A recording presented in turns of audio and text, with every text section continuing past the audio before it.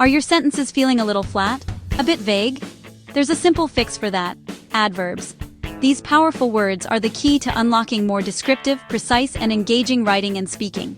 They add color, detail, and clarity, transforming a basic statement into a vivid picture. Think of them as the seasoning for your language.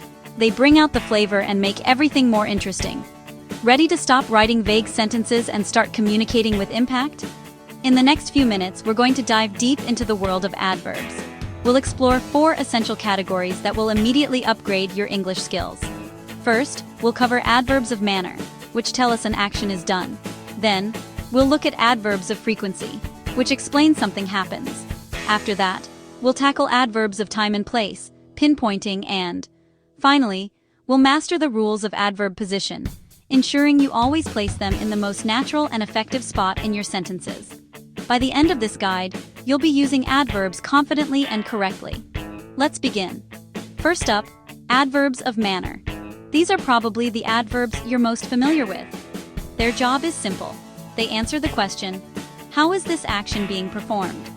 They describe the way, the style, the manner in which something happens. Most adverbs of manner are easy to spot because they're formed by taking an adjective and adding the suffix ly. For example, the adjective slow becomes the adverb slowly. Careful becomes carefully. Beautiful becomes beautifully. This simple rule covers a huge number of adverbs you'll use every day. For instance, instead of saying, she sang a song, you can say, she sang the song beautifully, which gives us a much clearer picture of her performance. Instead of, he walked, you could say, he walked cautiously across the icy path. See how much more information that one word provides? But English loves its exceptions, and adverbs are no different. There are several important irregular adverbs of manner that don't follow the lie rule. You just have to learn them. The most common one is well. The adjective is good, but the adverb is well. You do a good job, but you do the job well. Another set of important irregulars are words that look the same as their adjective forms. These are called flat adverbs. The main ones to remember are hard, fast, late, and early. For example, you work hard, not hardly. Hardly is also an adverb, but it's an adverb of frequency, meaning almost never, which is a completely different idea. You also run fast, not fastly. Fastly isn't a word. You arrive late, and you wake up early. Let's look at these in action with some clear examples. Here are some sentences using both regular and irregular adverbs of manner. Notice how they add detail. The team played well and won the championship. She speaks French fluently. He drives fast, but he's a good driver. They worked hard to meet the deadline. The children were playing happily in the park. Please listen carefully to the instructions. The package arrived late. We woke up early to see the sunrise. Each adverb here tells us the action was performed. Now for a common point of confusion, drive safely versus drive safe. Grammatically, safely is the correct adverb to describe the verb drive. However, in informal American English, it's very common to hear drive safe. This is an example of a flat adverb in action, where the adjective form is used as an adverb. While safely is always the formal and correct choice, safe is widely accepted in casual conversation. But remember, this doesn't apply to everything. You can't say she sings beautiful. It has to be beautifully. The key takeaway? For formal writing, always stick with the lie form, like safely. But don't be surprised to hear flat adverbs like safe or slow in everyday speech. And as we learned, some flat adverbs like fast and hard are always correct. Let's do a quick practice round. I'll give you a sentence with a blank and an adjective in parentheses. You convert it to the correct adverb. Ready? Number 1. The chef cooked the meal. Perfect. The answer is perfectly. The chef cooked the meal perfectly. Number 2. He speaks English. Good. The answer is well. He speaks English well. Remember, good is the adjective. Well is the adverb. Number 3. Please handle the glass vase. Careful. The answer is carefully. Please handle the glass vase carefully. And number 4. The cat crept through the garden. Silent. The answer is silently. The cat crept silently through the garden. Great job. Now, let's move on to our second category, adverbs of frequency. These adverbs answer the question, how often does something happen? They are essential for talking about habits, routines, and how regularly an action occurs. Think of them on a scale. At the top, with 100% certainty, we have always. At the very bottom, at 0%, we have never. In between, we have a range of useful words. Usually or normally is around 90%. Often or frequently is about 70%. Sometimes sits right in the middle at 50%. Then we have occasionally at around 30%, followed by seldom or rarely at about 10%. And just above never, we have hardly ever, which is about 5%. Understanding this scale helps you choose the most precise word. The most important rule for adverbs of frequency is their placement in a sentence. The position changes depending on the type of verb. The rule is simple. For the verb to be, am, is, are, was, were, the adverb comes the verb. For example, she always early. They never happy with the results. The structure is subject plus be verb plus adverb. However, for all other main verbs, the adverb comes the verb. For example, they read. We eat out. The structure here is subject plus adverb plus main verb. This is a critical distinction. Let's look at a few more examples. I walk to work. He plays tennis on weekends. She watches television. What about sentences with auxiliary verbs, like have, will, can, or must? In these cases, the adverb of frequency goes between the auxiliary verb and the main verb. For example, he find a solution. You try your best. I visited Japan.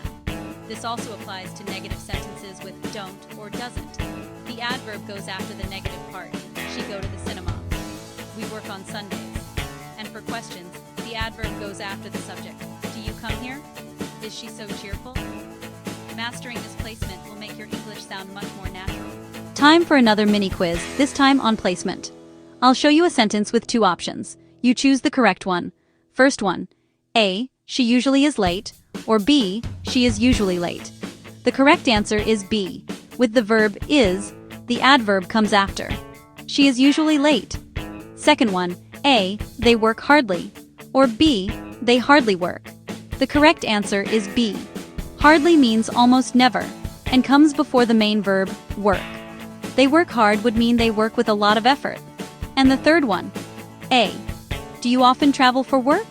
Or B, do you travel often for work? The correct answer is A. In a question, the adverb goes after the subject you.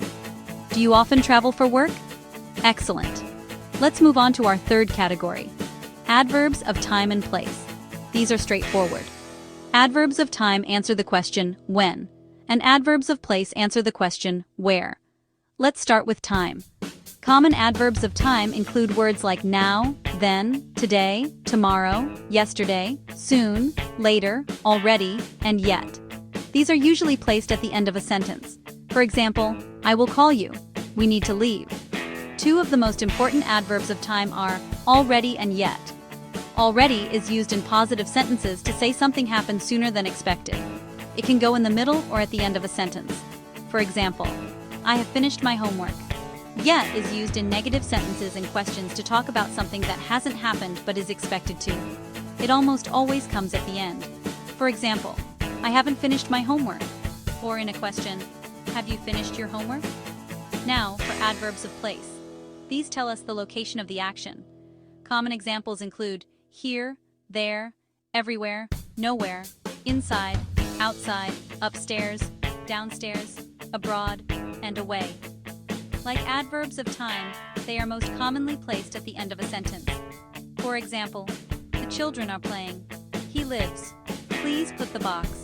The words here and there are very common. Here refers to a location close to the speaker, while there refers to a location further away. Come means come towards me. The book is over means it's in a different location away from me. Sometimes you might have both a place and a time adverb in one sentence. In that case, the usual order is place, then time.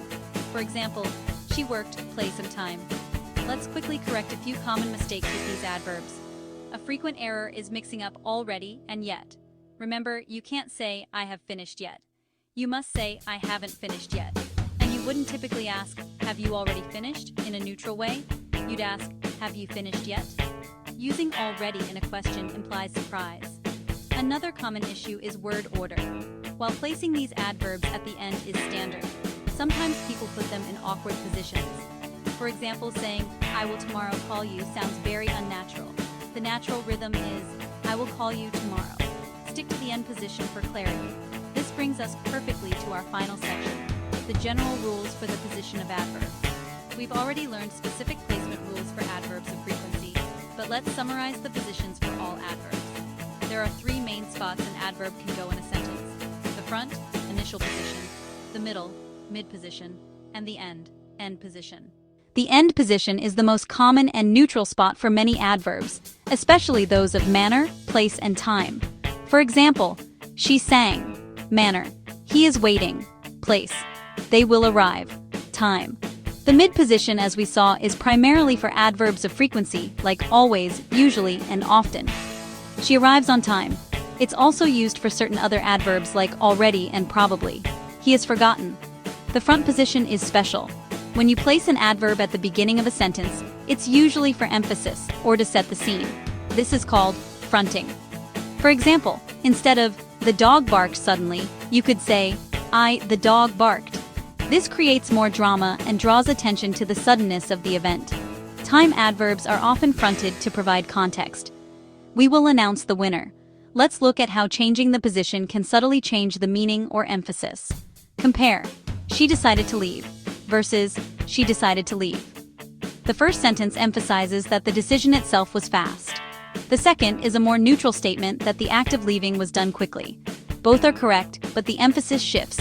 Here are a few more examples. He opened the door. Focus on the manner of the action. No one was injured. Fronted for emphasis, commenting on the whole sentence. I will be there.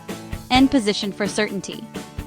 Understanding these 3 positions gives you incredible flexibility to add rhythm and emphasis to your sentences. Alright, let's do a rapid recap of everything we've learned. First, adverbs of manner tell us an action is done, often ending in "ly", with key exceptions like well, hard, and fast.